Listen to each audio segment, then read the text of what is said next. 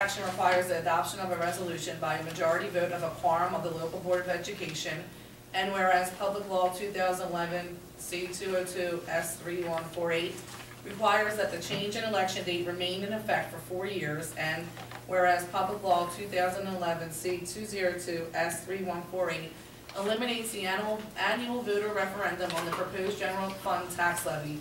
For example, the base budget, which is at or below the statutory tax levy cap in school districts where Board of Education members are selected as a general election.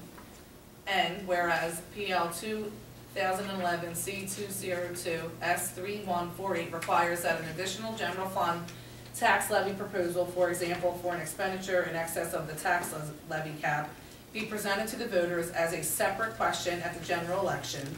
And whereas the Runnymede Board of Education believes that the financial interest of its constituents is safeguarded by the state's tax levy cap and the thorough review of the proposed school budget by the Executive County Superintendent and the Executive County School Business Administrator.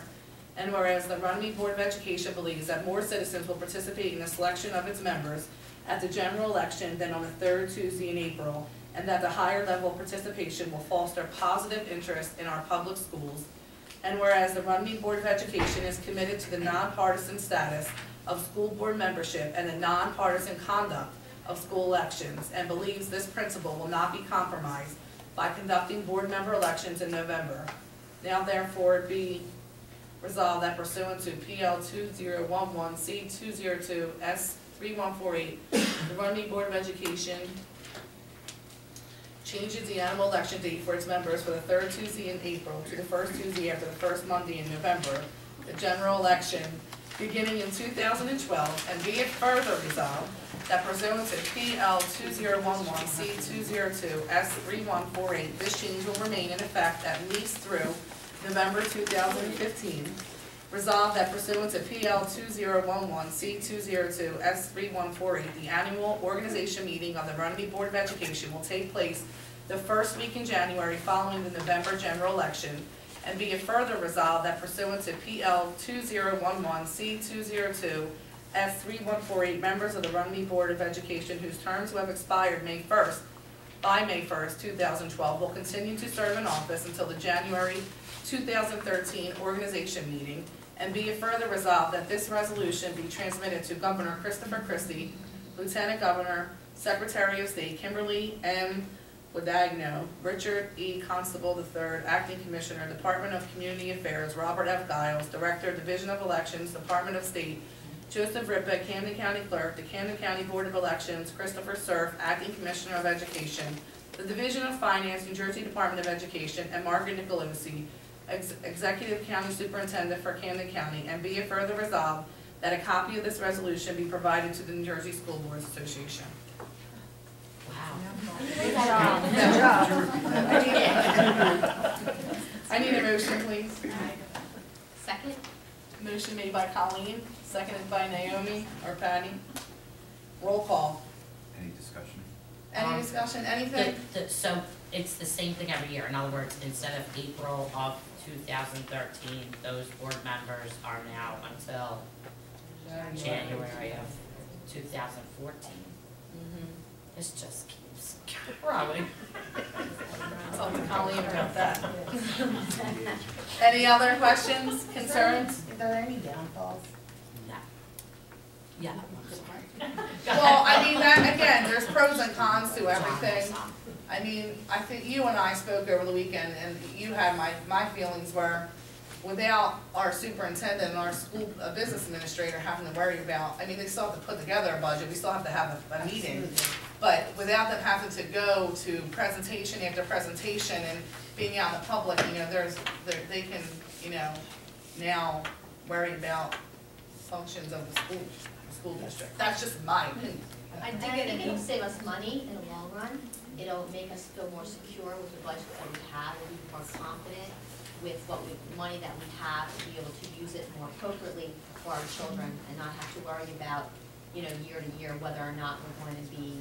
It takes a lot of the stress off the staff. I mean, that time of the year, in my eyes, and I understand where you're coming from, but I'm talking as a parent, and what goes on in the classroom for the teachers gets carried on to the children. And that is a horrible period of time. It is a stress-riddled couple months that the kids suffer through. It really is.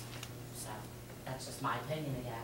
I have a quick question. Does it affect the way that you have to budget anything with? I still have to go through the whole.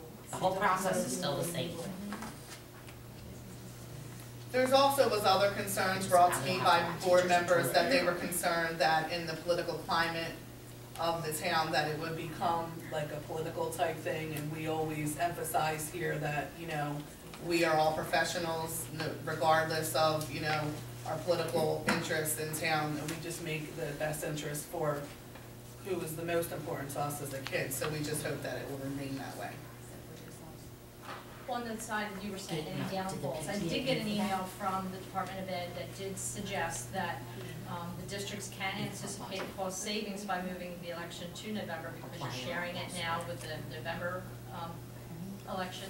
And those districts that aren't moving the elections could see an increase in their election costs, so Right. that they did send that out. Kirsty's incentive to do it, basically. He was Seriously, in favor of it. it is. Anything else? Roll call. Angel Beebe, Yes. Naomi Davidson, Yes. Amy Farah, Yes. Colleen Kirk, Yes. Maria Panzarella, Yes. Patricia Smith, Yes. Samantha Spalding, Yes. Lynn Terrell, Yes. and John Moore. Yes. Motion carries 9-0.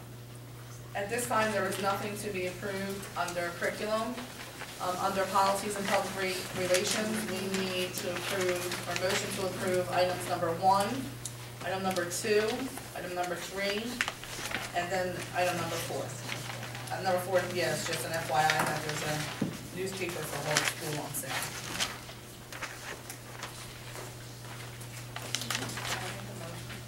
Motion made by Patty, I'll second. seconded by Lynn. Are there any questions? If petty cash was not in your folder, it was, the policy, it was here when you sat down. Is this because of the accountants, we just need a little bit more operating petty cash for the business office? We're finding that, it was $25 and we reached it to $50. For any For like maintenance. maintenance. maintenance. I'm trying to recall what we had talked about with those bulleted items and things we needed to work on, and I thought That something was had to do with. that was two activities. Okay, so student activities, sorry. I mean, it was, okay. Any other questions? Roll call. Angel Beebe, Naomi Davidson, Yes. Amy Farah, Yes. Colleen Kirk, Maria Panzarella, Yes. Patricia Smith, Samantha Spalding, Yes. Lynn Terrell, Yes. and John Moore. Yes. Motion carries 9-0. At this time, we're going to open up the floor for audience recognition and public comment. The public is reminded that all public complaints against a district employee must be made through a specific grievance process. A description of this process may be found in the Board of Ed policy, file code 0167. This policy is available upon request in the office of the board secretary.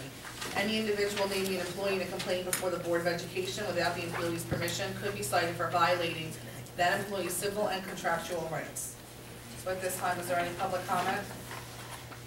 I just have a question. Sure.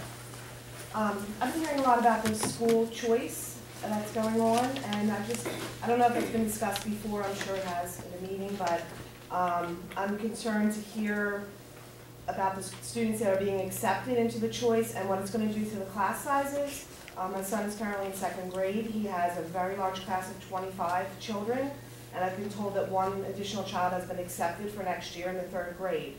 I just would like to, this is what I'm hearing from other parents, I would just like to know if there's a cap on class size, number 1, and since this 2nd grade class is so gigantic, what is being done to control the class size? And is the acceptance of students contingent upon what the sizes will be in the future? Like, for example, if you've accepted a 3rd grade student and 3 more move into the district, and now we have 27 children, would that 3rd grader who is incoming from another district still be accepted? Or is the acceptance contingent upon whether class sizes have, the cap has not been met? But it's just a concern to me about bringing in other children from other districts, and I do think it's a great way to bring income into the school, but on the other hand, having 25 kids in a class has been a very difficult year for my son and for his brand new first year teacher. So, he's having a great year, but I'm just concerned about that. The board does not have a cap in policy, however, the board typically has supported class size no greater than 25, certainly in third grade. There was interest on the part of a couple of third grade parents, and neither of those children has elected at this point in time to come to the school. What they do is they're interested and they put it out to many different schools, and they decide where they really want to go based on the proximity to their home. Most of the time they have to travel, they have to transport, and they only get some money from the state for that transportation. So we might not be the closest district, and that was the case for the third graders as well. We would really try to limit it. We limited it considerably. So it's not like we would allow class sizes to balloon up to 26, 27 students or anything like that. So for next year, I don't believe we're going to have any third grade. The other thing is, it's not a revolving admission. It's something that is, there are timelines and parameters to it. And if they haven't already told us that they're going to come, then they can't come. We don't, however, have any control of a student who legitimately moves in to the Runnymede School District and transfers in. If they move into Runnymede and they're going to be in third grade next year, it's going to make class size a little bit bigger. There's not a lot we can do about that. So you're right. Where we do have control with school choice, we don't have control about students moving in. But if the student is pre-approved as accepted, even not necessarily in that grade, but in any grade, if the student is pre-approved or accepted to come to the district the next year, and that class happens to balloon in size during the summer, is that the student that's been accepted, are they still permitted to come to the school, or is there some kind of policy that if the cap, if the class size reaches the cap, then that student would no longer be able to attend because children from the district itself? Once you accept and they indicate that they want to come and their application is complete, then there is no real mechanism for you to say, no, I'm sorry. So it's really, if they're in, they're in. Okay. And in this case, they did not wind up coming. Okay. So the time period is already passed for that? Yes. What is the second grade population? It's 25 is just really. Maybe that's, maybe something the policy committee could look at. The second I'm grade. not trying to do that, Dave. I'm just saying, as a protection for the residents that House actually is live gonna in be real busy. 94 students in the district in second grade. It's very hard. Yeah, I mean, it's a good idea. 25 is the teacher's doing a wonderful job. I have no complaints about her, but the fact of it's hard for her to get test graded in a timely manner. It's hard for her to control them and even fit them in the classroom with that many.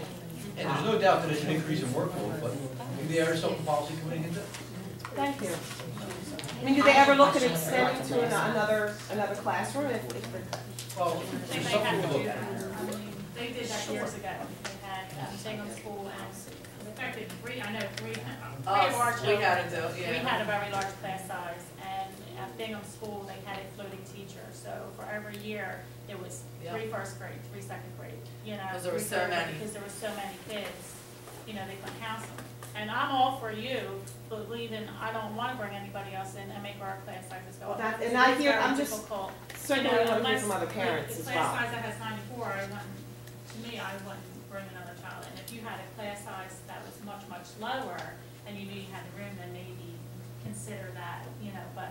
And it's happening in all the grades. I don't know what the sizes are, but, it's more workload for our teachers and less instructional time for our children as well. That's So- actually the biggest grade.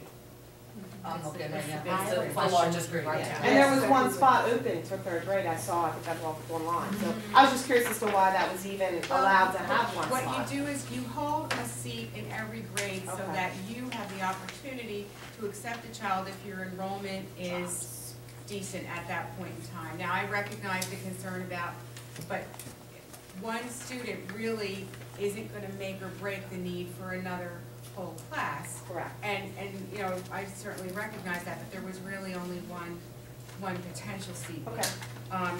And really, you put it out so that you have an opportunity to accept choice students, because it brings, we have 3 choice students this year, and it's gone very well. You know, we're getting additional funding for those students, they're blending very well into our school system, and the parents are thrilled and delighted with their children's experience.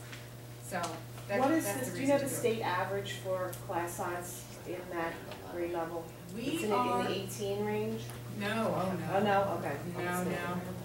There are some, we actually were just talking to our architect today, and he was talking to us about Collingswood, who has, they exceed 26, 27, 28 in those grades, which I don't think is good, but they don't really have a choice at Collingswood because they don't have the space for any more students.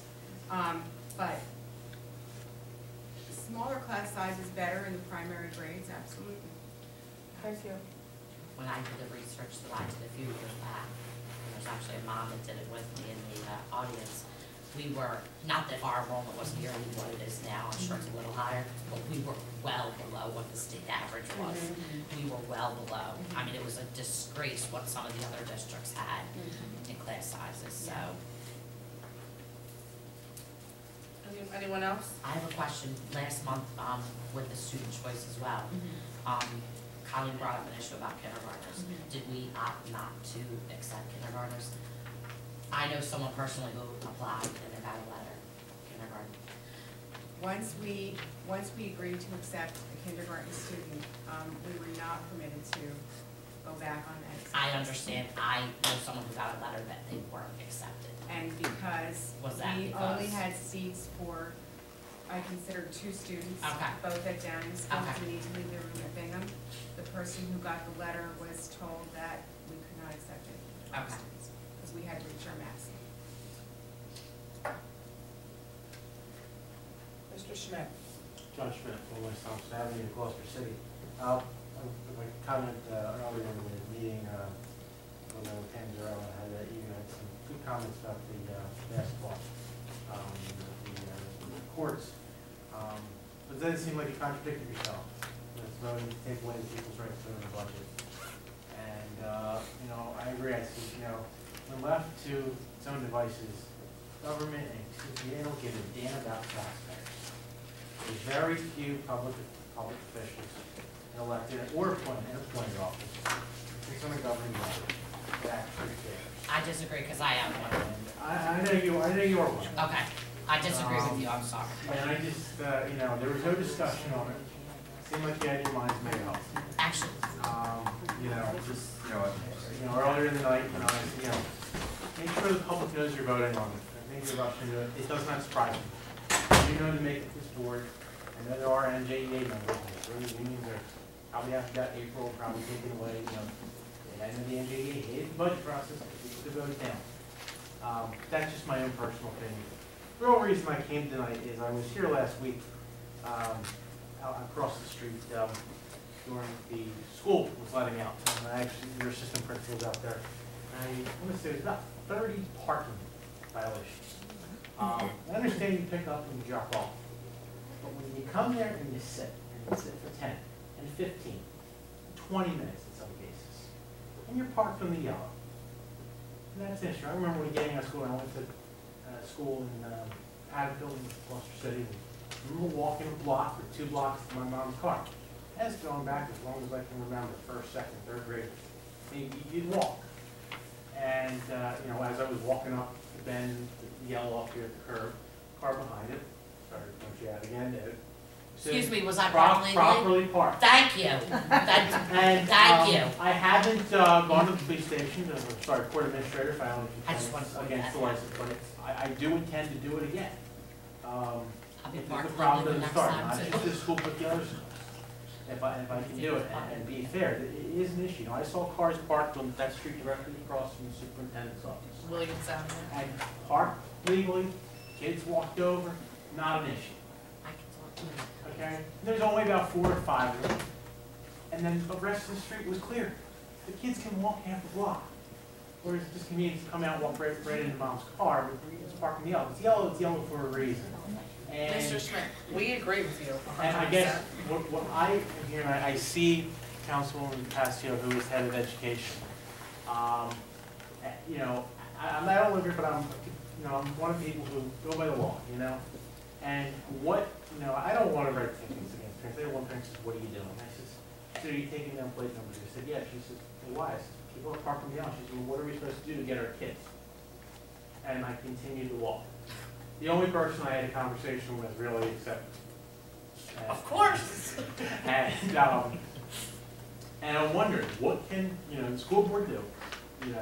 Maybe Nothing. work with the council. Nothing. And say, you know what, to the parents, you really need to stop.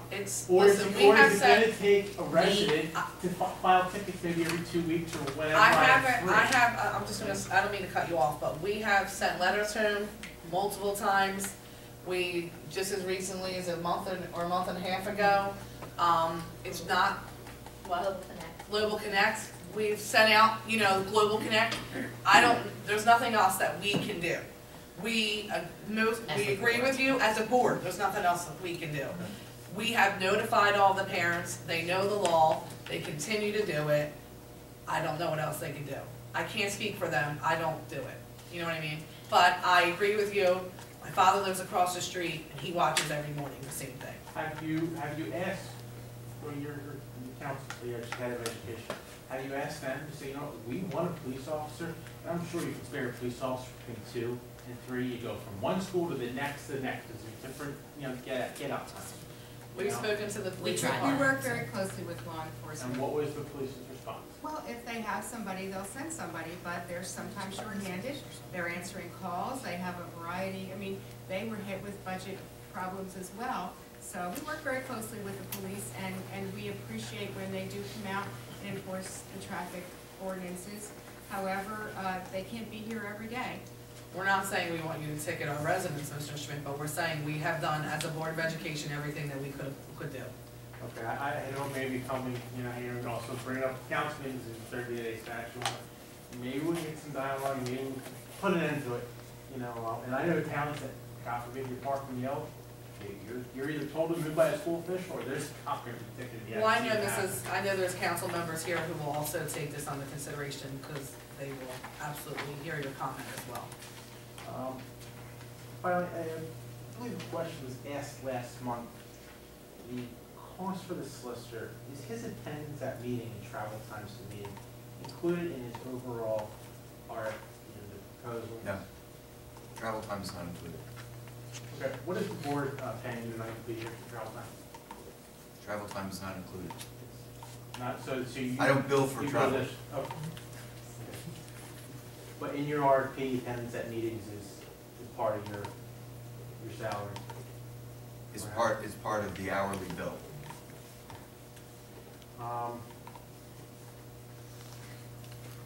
I do want to finally comment one last thing. I won't ask my question about executive session meeting minutes again. I think it's quite clear the answer that I got last time. And the time before that, and the time before that, and the time before that. That I've asked every month, and I will continue to ask for a whole lot. Because last time I asked it, I think we were discussing changes you were making, and you must remember what you discussed in May, and I'm not getting into it.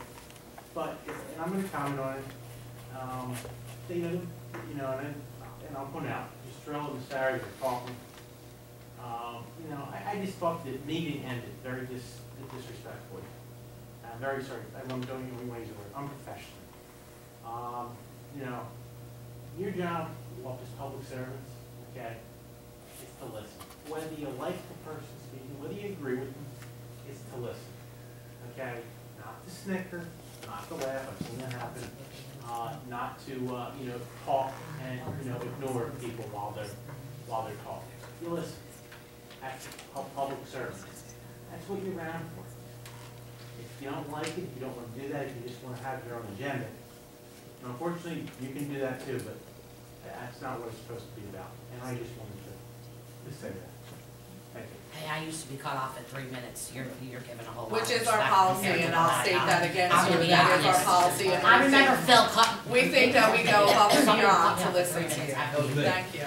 So you're giving Any a whole other lot comments? of respect, John, that. Hi. He's usually the closer of the meeting, but I thought we'd have something different this time. Last month, we talked about NJEA sponsoring and REA sponsoring Teacher for a Day. And our Pride rep has actually come up with letters to invite all the board members. I got the letters right here to give you, to come out and come into the schools and be a teacher for a day. And now it is a whole day commitment, so if you. I don't want the class with 25.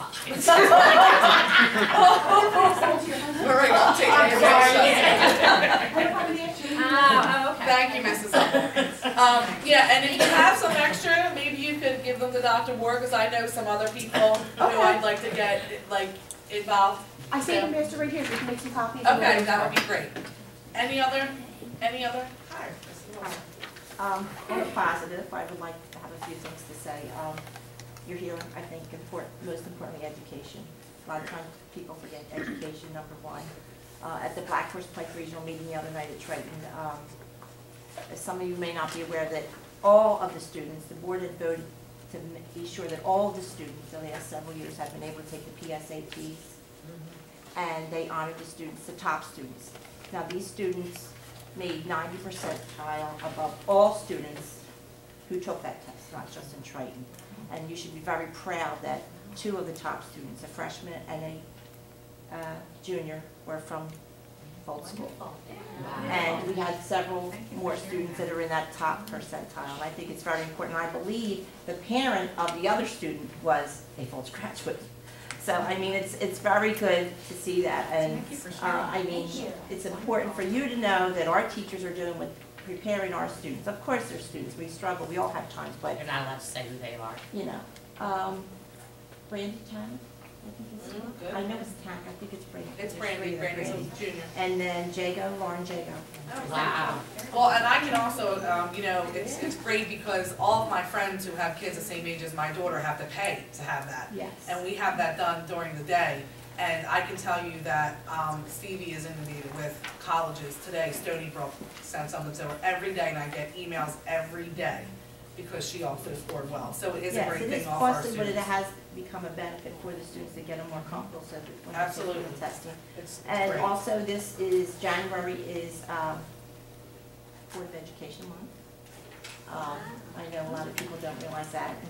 I'm a board member of Black Horse Pike Regional, and I would like to thank you as board members. People don't realize, they say that you have to give your undivided attention. Many people don't know that you do that when you're at Target, when you're at the Acme, and when you're at the baseball games with your kids. So you're not just giving your undivided attention here. You're an ear, you're listening, you're bringing it back to your members, you're bringing it back here. A lot of people, they don't make it to these meetings because they're involved with their children, families. It's not that they don't care. They trust in you. And now that you've voted, a lot of people think the benefit of changing this. This has brought so much more pressure on the Board of Education because now you can do that 2%. And that 2% cap may be an increase in people's taxes. And you're really going to have to answer that because they don't have that opportunity. And I know that you take that very personal, very, you know, and that's why you're here, because you want to be here. You're not here, there is no bonus, there is no benefit. The bonus to me as a board member is seeing the kids, what they get out of it, and then being at those board meetings, especially for me. I work in the school, I see those kids, and being at those board meetings, and I see every month we honor kids, and I'm telling you, there's a lot of running students that get honored for their talent in art, music. They do it for all different reasons. Eagle Scouts, girls that make the Gold Award in Girl Scouts, because that's not cool to do that. Well, let me tell you, there's a number of students that do that, and it's amazing to see that. So you should all be proud of your students that you've sent from here and the job that you do for them. And we thank you as well, Thank you, Mrs. Mrs. Wilson. Wilson. Thank you. And on another positive note, thank you to the staff that had this, the gym open and the sidewalks clear in order for us to actually conduct basketball on Saturday. Because there's nowhere to go with the games, so thank you. Any other public comment? All right, at this time, we are going to, I need a motion to go into executive session. Resolved that pursuant to Section 8 of the Public Meetings Act, the public shall be excluded from that portion of the meeting involving discussion of negotiation as well as a legal matter. Further resolved that discussion of such subject matters discussed in executive session can be disclosed to the public upon official action, if any, at the conclusion of the executive session or at a public session at some later date. I would guess that we would be about 30 minutes in executive session. And we will not be taking any action. And this specific, the negotiation is what nature? And the Excuse me. Negotiations. It's not negotiation because we voted on that. I apologize. That's it's just a legal matter. Yes. I'm No, not, we're not giving any specifics about what it is. well, I mean, you're not releasing the strategy, but you're being as specific as possible without releasing the legal We're not strategy. giving you the document number, we're not giving you the name. That's violation of the open meeting. That's fine, it's your opinion. You did last time. You did last time. We have a motion. To go into executive session. Motion made by Colleen, seconded by Lynn. All in favor? Aye. Madam President,